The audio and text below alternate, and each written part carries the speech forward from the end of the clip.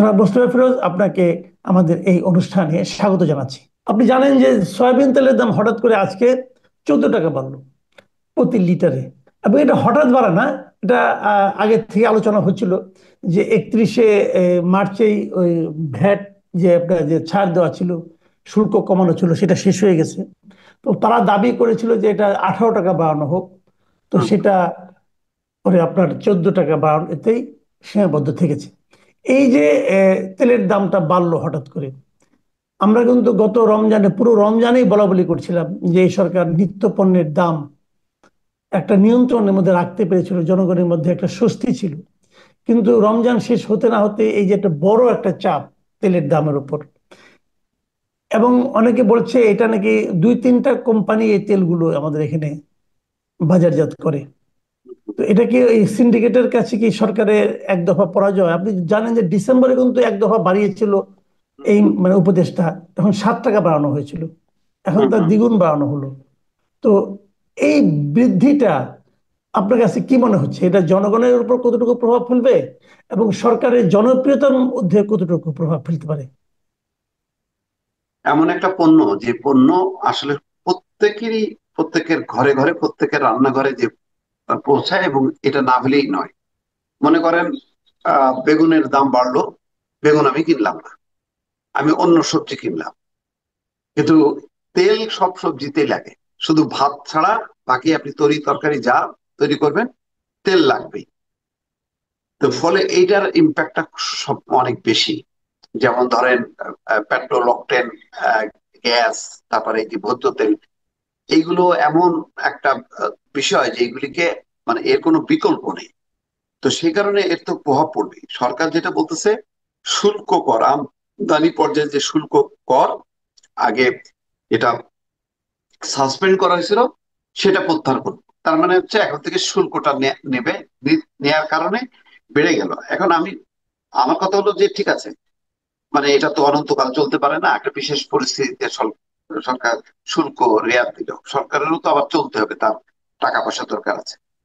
কিন্তু সেইটা, সেই আস্তে আস্তে করে যদি এটা সহনীয় পর্যায়ে আনার জন্য একটা পিরিয়ড, মানে মনে করেন 14 টাকা, কিন্তু আপনার আমার কাছে 10 টাকা, 15 টাকা, মানে হয়তো বেশি না।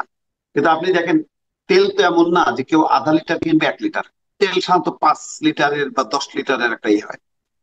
তাহলে 5 লিটার হলো 5 14, আপনি গুণ করেন 5 লিটারের যদি একটা মানে ক্যান কেউ কেনে, তাহলে হঠাৎ করে প্রায় ধরেন আহ কত, প্রায় ধরেন 70 80 টাকা, প্রায় 100 টাকার কাছে যে ঠেকতেছে, যেটা বেড়ে গেল।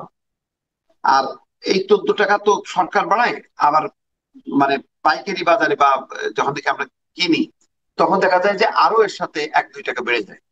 তার মানে মানে আপনি এখন, মানে এই 100 টাকা বাড়া, এটা সাধারণ মধ্যবিত্ত, নিম্নবিত্ত, খেটে খাওয়া মানুষের জন্য এটা অনেক বড় কষ্ট। সুতরাং আপনি যে যুক্তিটা দিচ্ছেন যে আমদানি শুল্ক যে রেয়াত এতদিন ছিল সেটা প্রত্যাহার করা হয়েছে, তাহলে সেটা আপনি আস্তে আস্তে মিনিমাইজ করেন, আরো ধীরে ধীরে ধীরে করেন, কম করতে করতে আপনি প্রত্যাহারটা করেন। এখন এই একযোগে প্রত্যাহার করার ফলে মানে 14 টাকা পার লিটারে বেড়ে গেল। এটার তো একটা ধাক্কা আছে, ধকল আছে। তাই এই ধকলটা মানে কোথায় যে ঠেকে, ঠেকে হচ্ছে সাধারণ মানুষের কাছে। আর দেখেন, সারা বিশ্বে কোথাও কিন্তু এমন কোনো খবর নেই যে জ্বালানি, মানে ভোজ্য তেলের দাম কিন্তু বিশ্বব্যাপী বাড়ছে, এমন কিন্তু এই নেই। বরং এখন বিশ্বব্যাপী ট্রেন্ড হচ্ছে নিচের দিকে। যেখানে অকটেল, পেট্রোলের দামও কমে যাচ্ছে, সেখানে আপনি ভোজ্য তেলের দামটা বাড়ায় যে সিগন্যালটা দিলেন, সেটা হলো ওই যে গতানুগতিক সরকার, আগের যে লুটেরা সরকারের কথা আমরা সবসময় বলি, মানে ঠিক সেই ধরনেরই কিন্তু এক ধরনের প্রজ্ঞাপনের মতন হয়ে গেল। এটা কাঙ্ক্ষিত ছিল না। বরং এই সরকার হচ্ছে জনগণের সরকার। তার কিছু ভাবমূর্তি অবশ্যই বেড়েছে। যতটা সংখ্যা ছিল রমজান মাসে, ততটা সংখ্যা হয়নি বলে বলছেন অনেকে। বিদ্যুতের নিরবিচ্ছিন্ন সরবরাহ, সেটাও মানুষ প্রশংসা করছে।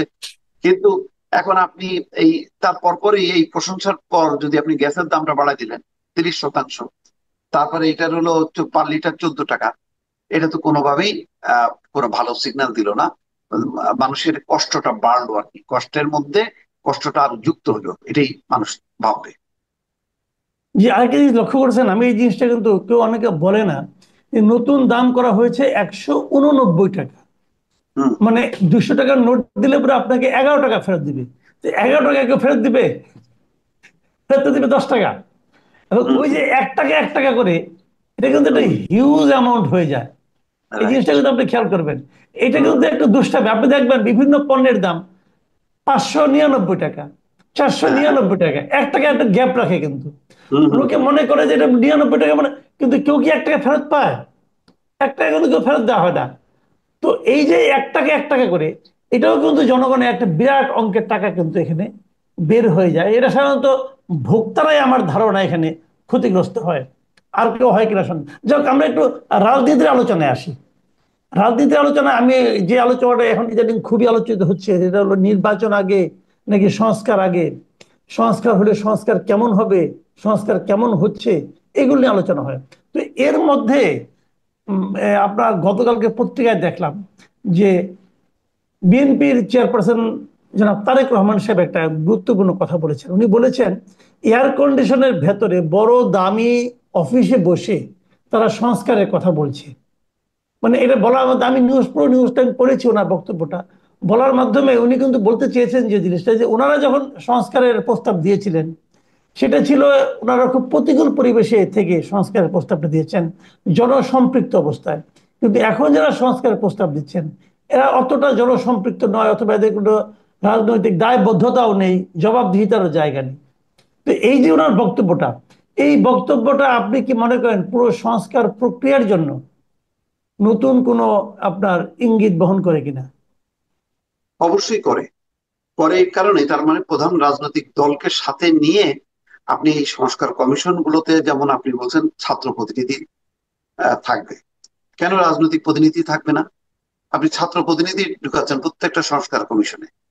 রাজনৈতিক প্রতিনিধি যদি থাকতো, বরং একজন দুইজন বাদে বাকি, মানে মেজর আপনি পলিটিক্যাল পার্টি যদি ভোটের হিসাব করেও যদি আপনি রাখতেন বিএনপি জামাত, তাহলে আজকে সংস্কার কমিশন একদিকে আর রাজনৈতিক দলগুলো একদিকে, এই ডিভিশনটা হতো না এবং এই বিভাজনটা তৈরি হতো না। দেখেন, এটা তো ঐক্যমত্যের সরকার। জি। এটাকে এক অর্থে জাতীয় সরকারও আহ, মানে করা যেত এবং হওয়া উচিত ছিল বলে অনেকে মনে করে। তারপরে প্রতিটা কর্মকাণ্ডে যদি আপনি রাজনৈতিক দলগুলোকে যদি যুক্ত করতেন, হঠাৎ করে আপনার রাজনৈতিক দলের বাইরে আরেকটা আহ মানে সরকার হয়ে গেল, তার কর্মকাণ্ড কোনো কিছুতেই তারা মনে করছে না, এটা আমরা তো আলাদা, রাজনৈতিক দলগুলো আলাদা। মানে এই এই যে একটা মানে কি বলে গ্যাপটা তৈরি হলো, গ্যাপটা কিন্তু বাড়ছে, যার জন্য মেন্টালি কিন্তু মানে হজম করতেছে না। অথচ আপনি জানেন যে আপনি যত সংস্কার করেন না কেন, যাই করেন না কেন, আপনি শেষ পর্যন্ত তো নির্বাচন আপনি এখন দেন আর তখন দেন, দেওয়ার পর আপনার এই কমিশনের যে মানে ভলিউম গুলি কেউ উল্টাবেও না। বাংলাদেশে এই ধরনের বহু সংস্কার কমিশন হয়েছে, রিপোর্ট হয়ে গেছে, পরবর্তীতে যারা আসছে ক্ষমতায় তারা কিন্তু উল্টায়ও দেখেনি। অথচ লক্ষ লক্ষ কোটি কোটি টাকা কিন্তু খরচ হয়ে গেছে। ওই যে তারেক রহমান সাহেব যেটা বলছেন, যে এরকম এয়ার কন্ডিশনে বসে বসে তারা যে এইভাবে, তার মানে এটা একটা নেগেটিভ পয়েন্ট আসলো। 11টা সংস্কার কমিশনের কোনো পয়েন্টই তারা উঠাবে না, কারণ কি কি সংস্কার করতে হবে এটা রাজনৈতিক দলগুলো জানে। আহ, এবং তারা যদি আন্তরিক হয় তাহলে করতে পারে। এখন রাজনৈতিক দলগুলো করবে কি করবে না, এটা হলো নির্ভর করে আপনি কিভাবে গাইড করে দিলেন সেটা না, জনগণের চাপ। তারা যদি মনে করে যে না, আমরা ভালো কিছু করব, ভালো কিছু না করলে আমাকে দিল্লির মতন করে হয় লন্ডন না হয় নিউ ইয়র্ক এখানে পালাইতে হবে, এই মাথায় যখন আসবে তখন ওই চাপে তাপে আপনি সংস্কারের দিকে বা মডিফাই এমন কিছু করার চেষ্টা করবেন। আমাদের এখানে যে সমস্যাটা বাস্তবায়ন আপনি জানেন, কোন সংস্কারই যদি না হয়, ধরেন কোন সংস্কার হলো না, সমস্যাটা কোথায়? আপনার যদি নিয়তটা যদি ঠিক থাকে, বিদ্যমান যে আইন কানুন যা আছে সেটা কি যথেষ্ট না? কোন জায়গায় এমন কোন গ্যাপ আছে? কোনো গ্যাপ নেই। আইন আছে, আইনের প্রয়োগ নেই। আইনের প্রয়োগ যদি না থাকে, আপনি আবার সংস্কার করলেন, আইনের উপরে আর একটা আইন করলেন, লাভটা কি? রাজনৈতিক দলগুলো তো ইমপ্লিমেন্ট করবে, প্রশাসন ইমপ্লিমেন্ট করবে। সেই জায়গাটা মোটিভেশনের জন্য দরকার ছিল শুরুতে সরকারের সমস্ত কাজের সঙ্গে রাজনৈতিক দলগুলোর একাত্মতা। 11টা কমিশনে অবশ্যই মেজর রাজনৈতিক দলগুলোকে রাখতে হতো। আমি একটা কথা বলি আপনাকে, জানি না এটা বলাটা কতখানি ঠিক হচ্ছে। দেখেন, স্বাধীনতার পর বাংলাদেশের স্বাধীনতার নেতৃত্ব দিছে কে? বঙ্গবন্ধু শেখ মুজিবের নেতৃত্বে আওয়ামী লীগ, তাই তো? তারপরে স্বাধীনতার পরে কি এমন হয়েছে যে কেউ ক্ষমতায় আসেনি, একটা নিউট্রাল গভর্নমেন্ট আসলো, তারপর নির্বাচন দিল, তারপরে আওয়ামী লীগ ক্ষমতায় আসলো? তা তো না। তো এই গত 15 বছরে নেতৃত্ব দিছে কে? নাহিদ ইসলাম, আসিফ মাহমুদ, হাসনাত আব্দুল্লাহরা, নাকি বিএনপি জামাত? আপনাকে অবশ্যই মেজর পার্টি হিসেবে বিএনপিকে ধরতেই হবে। শেষ সময় আপনি বলবেন যে না ছাত্ররা তো করছে, তো শেষ সময় তো আমি বলবো তাহলে তো আসম আব্দুর রবের হওয়ার উচিত ছিল, সাধারণ সিরাজ, কারণ তারা পতাকা উত্তোলন করছে এবং হচ্ছে স্বাধীনতার ইশতেহার পাঠ করছে। তাহলে রাইট, তারা, রাইট। তাদেরকে দাসত্ব করতে হলো কেন? তা আপনি এই এই পুরো বিষয়টা তো রাজনৈতিক একটা প্রক্রিয়া, এখানে তো কোনো বুদ্ধিজীবী আইন মানে সুশীল সমাজের কোনো ব্যাপার না। একটা রাজনৈতিক পট পরিবর্তনে আপনি রাজনৈতিক দলগুলোকে সাথে নিয়ে সংস্কার কমিশন গুলো করলেন না। আবার আপনি বলতেছেন এমন একটা ভাব যে ওরা তো 54 বছরের ক্ষমতা ছিল, কিছুই তো করলো না। তো করলো না বলে আপনি করে দেবেন আর সেটা তারা ইমপ্লিমেন্ট তা আগামীতেও করবে না তারা। এখানে একটা বড় ধরনের একটা ভুল, যেটা স্বাধীনতার পরে শেখ মুজিব যেমন জাতীয় সরকার না করে একটা ভুল করছে, এই এত বড় একটা পরিবর্তনের পর একটা জাতীয় সরকার না করা একটা বড় ধরনের ভুল। আপনি দেখেন, আমি এখন লিখে দিতে পারি, আজ হোক কাল হোক আপনি নির্বাচন দেন, নির্বাচন দেওয়ার পর এই যে 11টা সংস্কার কমিশন বানালেন ডাউস আকারের, কয়টা সংস্কার কমিশনের কয়টা সংস্কার বাস্তবায়ন করে? জামাত তো মানে অনেক কথা বলতেছে বা এনসিপি করতেছে, ওরাও যদি ক্ষমতায় যায় ওরাও করবে না। এটা একটা ইগো ভাই। আপনার যেমন ইগো হুম। আছে, তারেক রহমানের একটা ইগো আছে, ওই মির্জা ফখরুল সবারই একটা ইগো আছে, কেউ কারোর চেয়ে মানে কম বোঝে না। সুতরাং আমি মনে করি যে একটা ভুল পথে সরকার পরিচালিত হচ্ছে। এই ধরনের রাজনৈতিক পট পরিবর্তন হবে না, আপনি পরিবর্তন করবেন, সংস্কার করবেন, আপনি রাজনৈতিক দলগুলোকে বাইরে ফেলে দিয়ে এক্ষেত্রে ওখান থেকে বুদ্ধিজীবী মানুষ নিয়ে করে ফেললেন। আচ্ছা, ডক্টর কামাল হোসেন যে করলো, ডক্টর কামাল হোসেন কি ইয়ে ছিল, রাজনীতির বাইরের লোক ছিল? বাংলাদেশে যে 72-এর সংবিধান কারা করলো? রাজনৈতিক লোকরাই তো করলো। ওখানে তো এমন না যে আপনার ওই ব্রিটিশ কি বলে আপনার অক্সফোর্ড থেকে একজন বিশেষজ্ঞ করে এনে একজন সংবিধান বিশেষজ্ঞকে বানাই দিলেন যে বাংলাদেশে একটা সংবিধান তৈরি করো, তা তো করা হয়নি। তা আপনি বাস্তব বিবর্জিত কাজ করলে এর ফলাফলটা ভালো হবে না। আপনি বড় ধরনের একটা পট পরিবর্তনের পর আজকে আপনারও আমি বক্তব্য শুনি যে হতাশার সুর, এগুলি কেন আসে? আসে এই কারণে যে আপনি একাত্মতা হতে পারতেছেন না, আমিও হইতে পারতেছি না। হ্যাঁ, আপনি তো তাও টক শোতে যান, কথা বলেন। আমার তো আসলে সত্যি কথা বলতে আমার হতাশার চোটে আমি কোনো টক শোতে যে কথা বলার মতন স্প্রিয়া আমি হারাই ফেলছি, বিশ্বাস করেন। আমি স্প্রিয়া হারাই ফেলছি। আমার মনে হয় যে মানে কম তো কথা বললাম না, কি লাভটা কি? এখন কাদের সাথে নিয়ে কি কথা বলবো, লাভ নেই। যাক, অন্য প্রসঙ্গ বলে ফেললাম আচ্ছা, অনেক এই কথা। না, আমি আপনার এই হতাশা প্রসঙ্গে যখন বললেন, এই হতাশা নিয়ে আমি একটা ছোট্ট কথা বলে আলোচনাটা শেষ করি। আপনি নিশ্চয়ই দেখেছিলেন যে আমাদের জুলাই আন্দোলনের সময় সংস্কৃতি কর্মীদের মধ্যে যিনি সবচেয়ে সরব ছিলেন, সবচেয়ে সক্রিয় ছিলেন, তিনি হচ্ছেন এই যে সঙ্গীত শিল্পী শায়ান। নিশ্চয়ই হ্যাঁ, শায়ানের কথা মনে আছে। উনি হ্যাঁ, কিন্তু হ্যাঁ। খুবই সক্রিয় ছিলেন, হম, নানা হম, রকম হম। কথাবার্তা বললেন। আজকে ফেসবুকে আমি ওনার একটা পোস্ট দেখলাম, পোস্টের মতো ঠিক না, ওনার একটা কার্ড দেখলাম, নিউজ কার্ডের মতো। এখানে উনি লিখেছেন, উনি বলেছেন যে জুলাই থেকে বাহির হন ভাই, প্লিজ। আমরা এরপরে আরো 8, 9, 10 মাস পার করে ফেলেছি, আমাদের সামনে অনেক সমস্যা। আমরা অবশ্যই জুলাইকে ধারণ করি, কিন্তু প্রত্যেকটা কথায় এই জুলাই আর শেখ হাসিনা আর ভাল লাগে না। হম, হম। জীবনটা আগান, অনেক সমস্যার সামনে। দেখেন ওনার এই যে বক্তব্যটা, এই বক্তব্যটাকে আপনি কিভাবে মূল্যায়ন করবেন? মানে উনিও কিন্তু বলছেন যে অনেক তো হলো, এখনো আমরা সেই জুলাই নিয়ে পড়ে আছি, আমরা সেই শেখ হাসিনা নিয়ে পড়ে আছি। ভাই, জীবনে তো আরো অনেক কাজ আছে।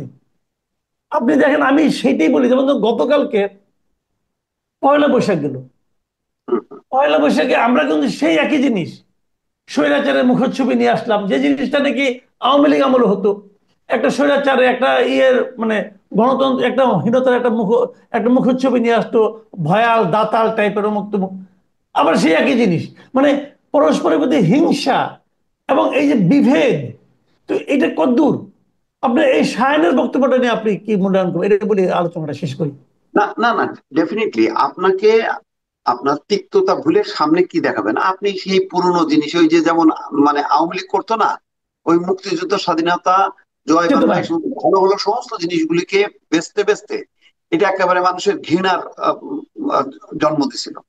এখনো কিন্তু সেই কাজগুলো হচ্ছে। আপনি একটা আনন্দ শোভাযাত্রার নামে আপনি এই ধরনের ছবি প্রদর্শন করে এটা যে কোনো বাচ্চারা বা শিশু বয়স, কিশোর বয়স দেখলে তার ভিতরে কি মানে একেবারে ফেসিবাদের বিরুদ্ধে মানে তার একদম চেতনা জাগায় যাবে না। আপনি নতুন স্বপ্ন দেন, বলেন যে সামনের বাংলাদেশটা কি হবে, আশা জাগান। একটা বড় গ্যাদারিং এ ঘৃণা আপনি ছড়ান না, আপনি আরো উদ্দীপ মানে উজ্জীবিত করেন সামনে আপনি কি করতে যাচ্ছেন সেটা দেখেন। আপনি কেন পুরনো এই সমস্ত যেগুলি মানে ওই যে সালাউদ্দিন আহমেদ তো ঠিকই বলছে যে বাংলাদেশে মৃত্যু হয়েছে আর দাফন হয়েছে দিল্লিতে। তা আপনি এগুলি নিয়ে লাশ নিয়ে টানাটানি করতেছেন কেন? আপনি কি করবেন, সামনে আমরা কিভাবে দেবো সেই স্বপ্নগুলো দেখান, যে সামনের বাংলাদেশ কি হতে যাচ্ছে। আমি তো সেগুলি দেখতে চাই। এই পুরোনো জিনিস এইগুলি খাবে না তো মার্কেটে। অথচ আপনি ওইগুলো নিয়ে আঁকড়ে আছেন কেন? কারণ আপনার নিজের দুর্বলতা গুলো ঢাকার জন্য। আপনার সামনের যে স্বপ্ন দেখাতে আপনি পারতেছেন না। আপনি যে এই ধরনের মানুষ যেটা প্রত্যাশা করছিল, ঘুষ, দুর্নীতি, চাঁদাবাজি, দেখা যাচ্ছে সমাজের সমস্ত ক্ষেত্রে তাই হচ্ছে।